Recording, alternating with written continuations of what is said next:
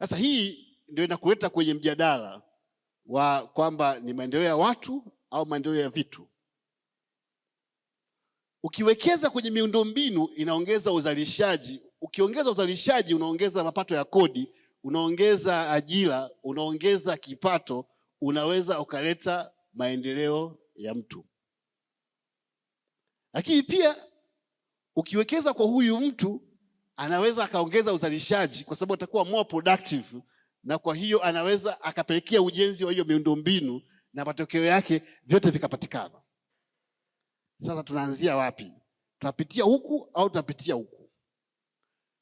Tuanze kuwekeza zaidi kwenye maendeleo ya watu, kwa maana tuweke bajeti kubwa zaidi ya elimu, bajeti kubwa zaidi ya maji, bajeti kubwa zaidi ya afya, alafu bajeti kidogo ya umeme, bajeti kidogo ya barabara, bajeti kidogo ya miundombinu hiyo ambayo ni ya uzalishaji.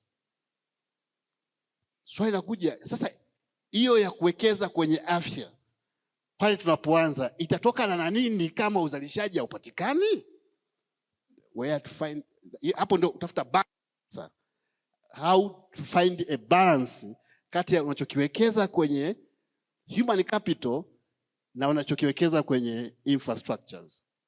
Walau kwamba Tanzania kwa muda sasa tangu awamu ya 3, ya 4, ya 5 na sasa ya 6 tunaona kwamba kuna balance kati ya uwekezaji kwenye miundombinu hii ili iweze kuzalisha, lakini pia uwekezaji kwenye human capital, hata kama bado kuna safari zaidi tunapotaka kufikia kwenye ubora mkubwa wa binadamu tunamfikiria kwenye mwaka 2050.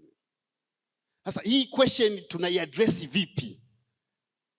Tunapataje nafasi kupata resources za kuweza kuwekeza kwenye afya, elimu, ili kusudi tumtengeneze binadamu mwenye ubora?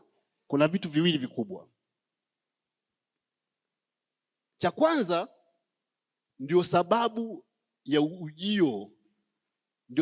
ya ujio duniani wa hiki kitu ambacho kinaitwa public private partnership,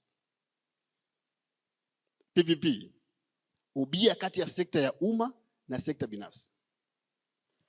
Ubia kati ya sekta ya umma na sekta binafsi una sababu tu.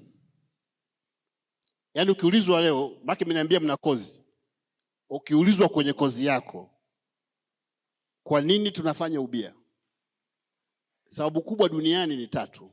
Ya kwanza ni kwa ajili ya kuvuta mtaji wa sekta binafsi utekeleze jukumu ambalo lilipaswa lifanywe na kodi ya serikali au mkopo wa serikali.